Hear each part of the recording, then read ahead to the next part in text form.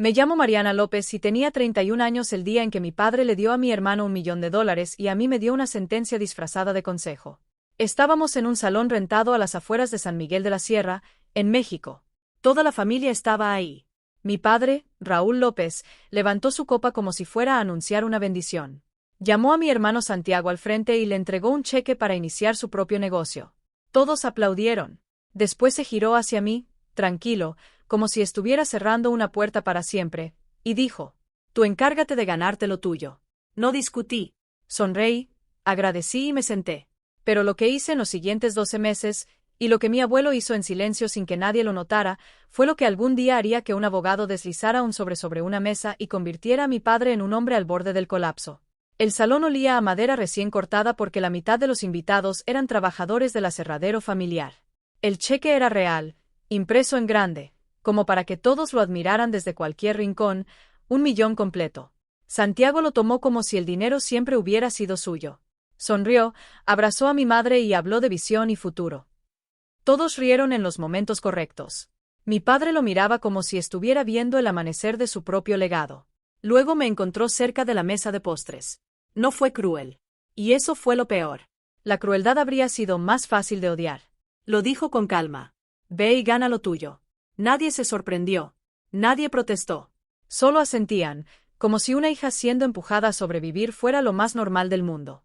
Mi madre sonrió detrás de su copa de vino. Mis tías me tocaron el brazo para decirme lo orgullosas que estaban de Santiago. Y al fondo, en la mesa principal, estaba mi abuelo don Ernesto López, el hombre que había levantado la maderera desde cero con una camioneta vieja y manos rotas. Él no aplaudió. Solo me miró. Y no apartó la vista. Esa noche, nadie entendía realmente quién era yo dentro de esa familia. Santiago era el heredero natural. Yo era la que hacía las cuentas. Desde los 19 años llevaba los números de la familia cuando el contador renunció. Descubrí errores, facturas duplicadas, fugas de dinero, y nunca recibí un gracias. Solo más trabajo. A los 25 ya era contadora certificada, trabajando en una oficina pequeña en otro pueblo. Pero en casa, eso no significaba nada. Mi madre lo resumía siempre igual. Santiago lleva el apellido. Tú solo ayudas. Yo pensaba que eso era normal. Hasta esa noche. No lloré. Eso es importante. Llegué a mi departamento, hice café y abrí una libreta nueva. En la primera página escribí una sola palabra. Empieza. No sabía que estaba empezando, solo sabía que había terminado de esperar. A la mañana siguiente manejé hasta la maderera familiar. Me dije que solo iba a entregar unos reportes trimestrales. Mentira. En realidad quería ver a mi abuelo. Don Ernesto ya estaba ahí, como siempre. Su termo de metal golpeado estaba en el mismo lugar de siempre, como si el tiempo no lo tocara. Me sirvió café sin preguntarme nada. Le conté lo del cheque. Le conté lo que mi padre había dicho. Esperé consuelo. Pero él solo preguntó: ¿y ahora qué vas a hacer? No preguntó si estaba bien. No dijo que era injusto. Solo eso: ¿qué vas a hacer? Y yo respondí con la verdad: aún no lo sabía, pero iba a crear algo. Le hablé de ayudar pequeños negocios, de ordenar cuentas, de rescatar gente como yo había hecho toda la vida para mi familia. Él escuchó en silencio. Luego dijo algo que se me quedó clavado. Yo no apuesto por el que grita más fuerte. Apuesto por el que no deja de llegar. Durante semanas trabajé en la maderera revisando archivos viejos con él. Hasta que un día encontré documentos del nuevo almacén que mi padre quería construir. Los leí 2 veces. Y entendí algo que nadie más había visto. Mi padre estaba endeudando la empresa con dinero que aún no existía, apostando el futuro de la familia como si ya fuera suyo. No dije nada. Solo lo guardé en mi memoria. Mi primer cliente llegó por accidente. Se llamaba Tomás Vázquez y tenía un pequeño taller de reparaciones en el centro del pueblo. Un lugar donde arreglaban desde motores hasta problemas de la vida. Estaba hundido en deudas. Sus cuentas eran una caja de zapatos llena de papeles sin orden. Me llamó porque alguien dijo que yo era buena con los números. Yo no tenía dinero para ayudarlo. Pero sí tenía algo mejor: claridad. Ordené cada deuda, renegocié pagos, encontré un crédito pequeño que aún confiaba en la gente del pueblo y salvé lo que parecía perdido. Esa noche le puse nombre a lo que estaban haciendo. López Soluciones Financieras. No era una empresa aún. Era una idea, y una promesa. 2 semanas después, Tomás me mandó a otros 2 negocios del mismo barrio. Luego 3 más. Todos llegaban con vergüenza. Todos se iban con un plan. Y sin darme cuenta, Algo empezaba a crecer mientras yo reconstruía los libros de cuentas de Tomás Vázquez. Mi hermano estaba organizando una fiesta de lanzamiento. Santiago usó una parte de su millón para montar su empresa con estilo. Rentó una oficina moderna en la ciudad de Querétaro, con paredes de ladrillo expuesto y ventanales enormes, de esas que cuestan más por verse exitosas que por serlo. Contrató a un amigo para el logo, a otro para redes sociales, y a un tercero. Nadie sabía bien qué hacía ahí. La inauguración tuvo barra libre. Mis padres asistieron. Mi madre llevaba un vestido nuevo y repetía orgullosa: mi hijo es un empresario. Mi padre estaba junto a la ventana, con los brazos cruzados, orgulloso de la forma en que algunos hombres se sienten orgullosos de algo que creen que compraron. Yo fui porque no ir habría sido una declaración, y todavía no estaba lista para hacer declaraciones. Me quedé al fondo, observando cómo el dinero se movía en la dirección equivocada. En un momento, un posible inversionista de Santiago se acercó a mí por error, pensando que yo era parte del personal. Me hizo una pregunta real sobre márgenes de ganancia. Le respondí con calma. Se quedó en silencio. Y le gustó aún menos cuando ese hombre, al irse, me estrechó la mano en lugar de estrecharla de él. Santiago me alcanzó antes de que me fuera. No tienes que estar escondida en mi fiesta haciendo matemáticas, dijo sonriendo para los demás. No estoy escondida, le respondí. Estoy aprendiendo. Un mes después comenzaron los rumores. Suaves, como suelen ser los más peligrosos. Decían que yo estaba resentida, que envidiaba a mi hermano, que había empezado algo pequeño solo por orgullo. Yo sabía exactamente de dónde venía. Santiago siempre había tenido talento para contar historias, y esta vez su historia era simple. La hermana amargada. Mi madre me llamó. No preguntó cómo iba mi trabajo. Solo dijo: por favor, no hagas incómodas las cenas familiares. No nos hagas quedar mal. Como si el problema fuera yo, en una familia que regalaba $1 millón para jugar a ser empresario. No discutí, porque entendí algo importante. Si peleaba, ellos ya tenían la historia lista para ganarme. Así que me quedé callada, y seguí trabajando. Una de mis tías creyó primero los rumores, pero luego su panadería empezó a tener problemas. Me llamó, no por confianza, sino con esperanza de que le dijera que no podía ayudarla. Pero sí pude. Ordené sus cuentas, encontré pérdidas invisibles, recuperé dinero que se iba en sistemas de cobro mal configurados. Nunca le recordé lo que había dicho de mí. Ella hizo sus propias cuentas. La siguiente reunión familiar, se sentó a mi lado. En verano ya tenía 6 clientes, luego 8. Stone Ventures dejó de ser un nombre y empezó a ser algo real. Un sistema pequeño pero constante. Yo arreglaba negocios, ordenaba libros, recuperaba pérdidas y tomaba una parte justa cuando todo funcionaba. No me estaba haciendo rica. Me estaba volviendo estable. Pero también me estaba quedando sola. Trabajaba desde temprano en la oficina y terminaba tarde en la noche. Casi no dormía. Casi no vivía. Solo trabajaba. Casi todas las tardes pasaba por la maderera para ver a mi abuelo, don Ernesto. Empezó a hacerme preguntas más profundas de lo normal. No preguntas de abuelo, sino de alguien que mide algo. ¿Cómo estructuraba los acuerdos?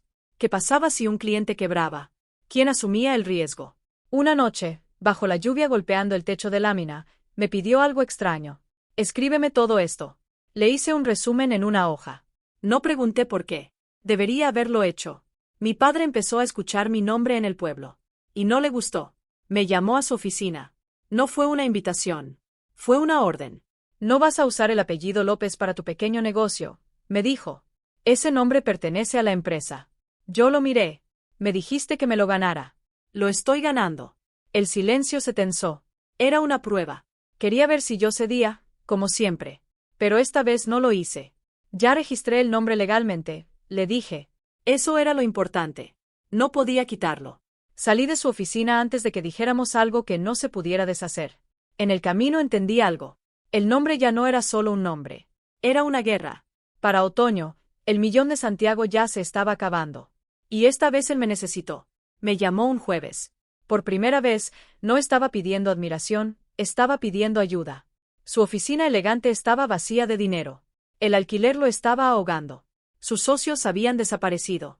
El inversionista que me había estrechado la mano ya no estaba interesado. Le pedí ver sus cuentas. Y fui. Lo que vi era peor de lo que decían los rumores. El dinero no había sido invertido. Había sido gastado. Rápido. En apariencia, no en estructura. No había negocio. Había escenario. Le dije la verdad. Le mostré todo. Le enseñé cómo salvar lo poco que quedaba. Y entonces él hizo la pregunta real. Invierte en mi empresa. Lo dijo como si fuera un favor que me estaba ofreciendo a mí. Lo miré. Su millón, casi desaparecido. Y mi negocio, construido desde cero. No, dije. Sin enojo. Solo claridad. No meto dinero limpio en historias sucias. No le contó a nuestros padres. Dejó que siguieran creyendo que todo iba bien. Yo no dije nada tampoco. No era mi secreto. Ese mismo año, mi abuelo empezó a cambiar. Llegaba más tarde. Se iba más temprano. Olvidaba cosas pequeñas. Un día lo encontré sentado en la oficina, con la luz apagada y su taza fría entre las manos. Me pidió que me sentara. No quería ayuda. Quería hablar. Me contó su historia otra vez, pero diferente. Me habló de los años en que casi lo pierde todo. Y de algo más importante. Lo que más miedo me dio no fue perder el negocio, fue ver lo que hace el dinero fácil en una persona. No dijo el nombre de mi padre. No hacía falta. Luego dijo algo extraño. He estado arreglando mis papeles. ¿Qué papeles? Pregunté. Sonrió. Y cambió el tema. Una semana después me llamó a la maderera. Había otra persona ahí, Tomás Vázquez. Ambos estaban serios. Mi abuelo puso un papel sobre la mesa. Un contrato. Una inversión. Nos sentamos alrededor de la mesa larga. Mi padre tomó la cabecera como si el lugar ya le perteneciera. Siempre lo hacía. No pedía control, lo asumía. Mi madre estaba a su lado, rígida. Santiago se recostó en la silla, mirando el celular como si nada de eso importara. Yo me senté al final, cerca de la ventana. Afuera el cielo estaba gris, pesado, como si también estuviera esperando. Mariana entró con un folder de cuero. No cambió su expresión en ningún momento. Gracias por venir, dijo. Antes que nada, lamento su pérdida. Y entonces abrió el expediente. La primera frase cambió el aire del cuarto. Don Ernesto López no dejó un testamento simple, dijo. Mi padre parpadeó. Años antes de su muerte, creó un fideicomiso irrevocable. Silencio. Esto significa que su patrimonio no pasa por herencia tradicional. Se ejecuta según instrucciones previas. Mi padre se inclinó hacia adelante. ¿Qué significa eso para la empresa? Mariana lo miró con calma absoluta. Significa que seguimos las instrucciones del señor López exactamente como fueron escritas. Y entonces, empezó a llover. No fuerte. Solo lo suficiente para que el sonido golpeara las ventanas como metal suave. Yo lo reconocí de inmediato. El mismo sonido del techo de lámina en la maderera. Mariana comenzó a leer los detalles. Pequeñas herencias primero. Herramientas antiguas del taller fueron entregadas a trabajadores específicos de la empresa. Un fondo educativo para los nietos menores. Una suma para mi madre. Cuando lo escuchó, ella lloró. De una forma que no era escandalosa, sino rota. Luego llegó lo de Santiago. El señor Ernesto López deja al señor Santiago López, su camioneta antigua de trabajo, y 10,000 pesos. Silencio. Santiago levantó la cabeza. Por primera vez en toda su vida, no tenía nada que vender, nada que presumir, nada que mostrar. Solo un vehículo viejo. Mi padre no dijo nada. No todavía. Él estaba esperando lo importante. El control de la empresa. El poder real. El centro de todo su mundo. Mariana pasó la página. Y entonces habló. El control de la empresa familiar Maderas López y Asociados será transferido bajo una condición. La sala se congeló. Solo podrá heredarlo el miembro de la familia que, durante la vida del señor López, haya construido un negocio o fondo propio, documentado legalmente, con firma, testigo y operación real. Silencio total. Uno por uno, todos hicieron el cálculo. Y todos llegaron al mismo lugar. Imposible. Mi madre me miró. Y entendí lo que nadie había entendido antes. El año entero, cada hoja firmada, cada cliente, cada recibo. No era crecimiento. Era prueba. Mariana abrió el último sobre. Tenía mi nombre. Mariana López. Escrito con la mano de mi abuelo. Trazos lentos. Viejos. Pero seguros. Lo deslizó hacia mí. El sobre cruzó la mesa. Pasó frente a mi padre. Frente a mi madre. Frente a mi hermano. Y todos lo siguieron con la mirada, como si fuera oxígeno. El señor López pidió que se abra aquí, dijo Mariana. En presencia de todos. Mi padre explotó. Esto es absurdo. Dijo. Ella solo llevaba los libros.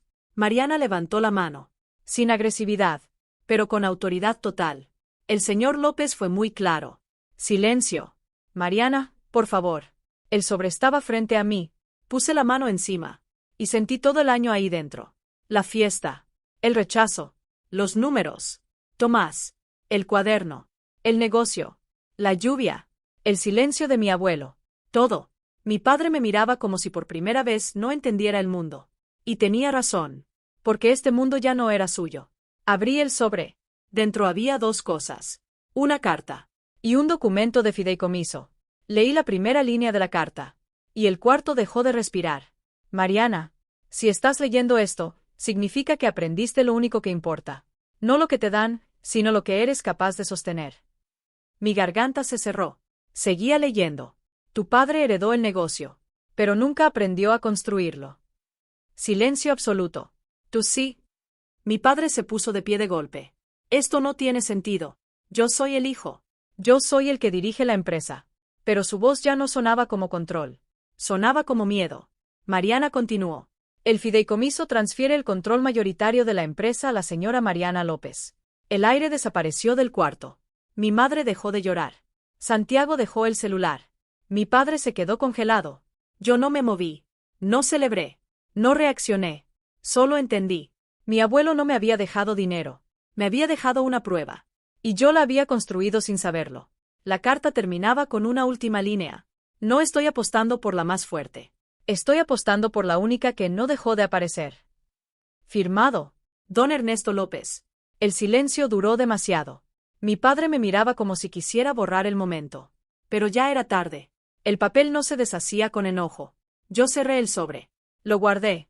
Y por primera vez en todo el año, solté el papel. Pero no lloré en voz alta.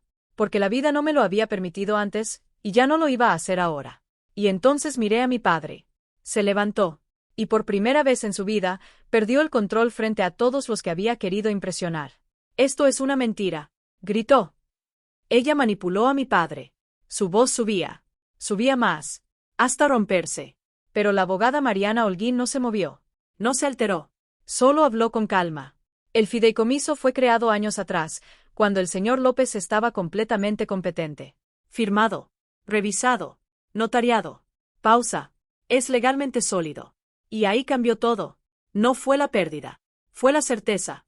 Mi padre no estaba perdiendo una discusión. Estaba perdiendo el piso debajo de su vida.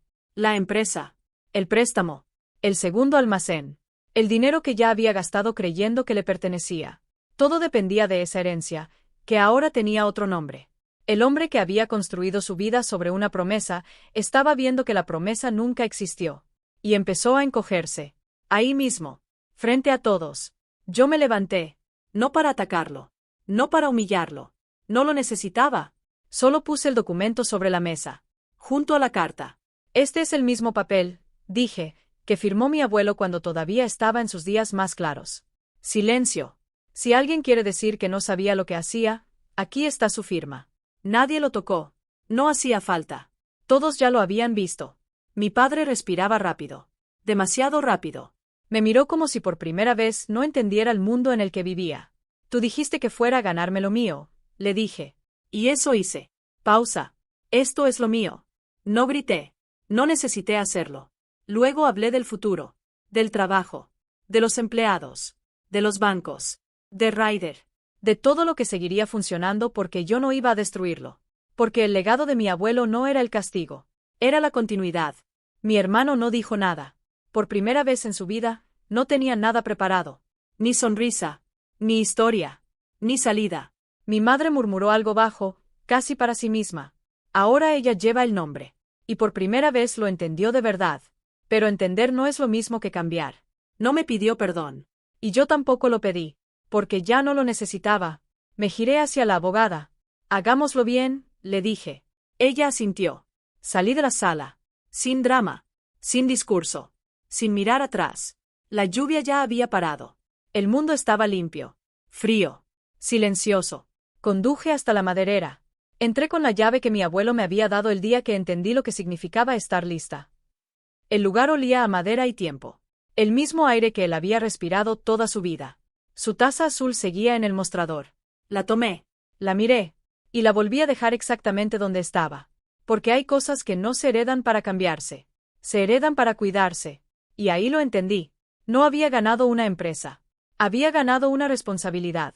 Las semanas siguientes no fueron dramáticas. Fueron reales.